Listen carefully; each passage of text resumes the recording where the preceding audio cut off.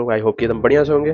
दोस्तों आज की वीडियो में हम देखने वाले हैं कि सी लैंग्वेज होती क्या है। पिछली वीडियो में हम लोगों ने सिलेबस के बारे में डिस्कशन किया। हम लोगों ने सीख लिया है कि सिलेबस में क्या-क्या पढ़ना है, क्या छोड़ना है और हमारे सेमेस्टर एग्ज़ाम को ध्यान में रखते हुए क्या हमारे लिए सबसे इम्पोर्टेंट है, वो सब हम लोगों ने देखा। लेकिन इस वीडियो में दोस्तों हम लोग सीखने वाले हैं कि ये सी होता क्या है? सी लैंग्वेज होती क्या है? इसको मतलब पहले सबसे पहले कोई भी चीज़ सीखने से पहले ये आता है कि क्वेश्चन मार्क आता है कि व्हाट? क्या है? ये है क्या? तो हम सबसे पहले देखेंगे कि सी होती क्या है लैंग्वेज, ठीक है? तो सबसे पहले चलते हैं अपने चैट बॉक्स पर आ गए हैं और उस पर हम सर्च करते हैं कि व्हाट इज़ सी लैंग्वेज?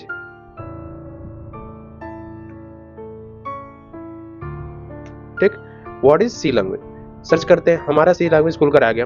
तो इसके बारे में हम देखते हैं कि सी लैंग्वेज होती क्या है। C language is general purpose procedural programming language. ये जनरल पर्पज नॉर्मल पर्पज के लिए इसका यूज किया जाता है। Develop in the early 1970 century में 1970 में डेनिस रिची और ये जो लैब था, जो उनका लैब था डेनिस रिची का जो लैब था वो बेल लैब था, ठीक है। It is one of the most widely used programming language and forms the basis of many other languages।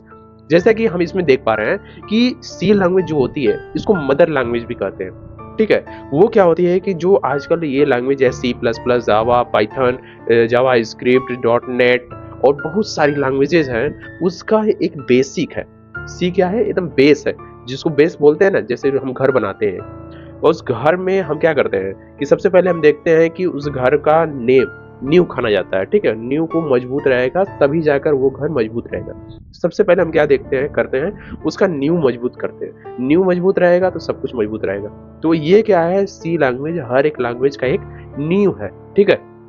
हम आगे देखते हैं इसके की फीचर्स ऑफ सी लैंग्वेज। इसके की क्या है, फीचर्स क्या है? सिंपल और एफिशिएंट। जैसा कि हम आपको बताए हैं कि ये सी लैंग्वेज जो है सिंपल है और इफिशिएंट है, इजी टू अंडरस्टैंड, लोगों के द्वारा आसानी से समझा जा सकता है इसको। And gives direct access to memory. ये क्या होते हैं, मेमोरी से डायरेक्ट एक्सेस किया जा सकता है, ठीक है। ये लो लेवल एक्सेस, जैसे मेमोरी होती है, मेमोरी में लो लेवल एक्सेस दिया जाता है, तो वो हाई लेवल लैंग्वेज होती है। सी तो हाई लेवल लैंग्वेज होती है, ठीक है। उसको लो लेवल लैंग्वेज में कन्वर्ट करके मेमोरी को एक्सेस किया जाता है, ठीक है। Support low level memory manipulation with pointers. उसके क्या होती है, पॉइंटर्स क्या होता है? पॉइंटर होता है जो मेमोरी के एड्रेस को स्टोर करता है, ठीक है। जो मेमोरी में, जैसे कि मेमोरी होती है, हम आगे हम देखेंगे वेरिएबल में, जो वेरिएबल जब पढ़ेंगे, वेरिएबल कांस्टेंट, जो उसमें देखेंगे हम लोग कि किस प्रकार से उसमें हम डेटा को स्टोर करते हैं और उसका नाम कैसे देते हैं, और जो एड्रेस होता है, मेमोरी का जो एड्रेस होता है उसको कैसे एलोकेट करते हैं। ये तो पार्ट आता है आपका डेटा स्ट्रक्चर में, लेकिन हम इसके थोड़ा सा बेसिक के बारे में इसमें आज हम जानेंगे, ठीक है। स्ट्रक्चर्ड लैंग्वेज होती है और encourage modular programming and code reusability, और portable code written in C can be run on many different machines with little और नो मॉडिफिकेशन। जैसे कि ये जो सी लैंग्वेज होती है, इसको ये आसानी से लिखी जा सकती है और इसको कहीं भी यूज कर सकते हैं हम। जो पोर्टेबल होती है, पोर्टेबल मतलब क्या होता है? पोर्टेबल मतलब कि एक से दूसरे इन्वायरमेंट में भी इसको यूज करके इसको रन किया जा सकता है, ठीक है। किसी भी मशीन में डालकर, जैसे कि कोई भी मशीन होती है, बेसिक एक पहले की मशीन्स क्या होती थी, आज तो बहुत सारी लैंग्वेज आ गई है, जैसे कि पाइथन आ गई है, सी प्लस प्लस, जावा, डॉट नेट और बहुत सारी लैंग्वेजेस हैं। उस पर कोडिंग करके तो उसका बेस तैयार किया जाता है। लेकिन पहले के मशीन में क्या होता था? पहले के मशीन में सी की कोडिंग की जाती थी। सी लैंग्वेज बेसिक लैंग्वेज होती है। पहले जो बी लैंग्वेज थी, बी लैंग्वेज के बाद ही सी लैंग्वेज आई है। पहले, इससे पहले भी बी लैंग्वेज थी, ठीक है। तो उसको मॉडिफाई करने के बाद, उसमें कुछ संशोधन करने के बाद तब जाके सी लैंग्वेज आई। सी लैंग्वेज को बेसिक लैंग्वेज माना गया, ठीक है। रिच लाइब्रेरी जो provide many build in function. इसमें क्या होते हैं, बहुत सारे फंक्शंस को प्रोवाइड किया जाता है, जिसके द्वारा हम कोडिंग करके अपना रिजल्ट को आउटपुट देख सकते हैं, ठीक है।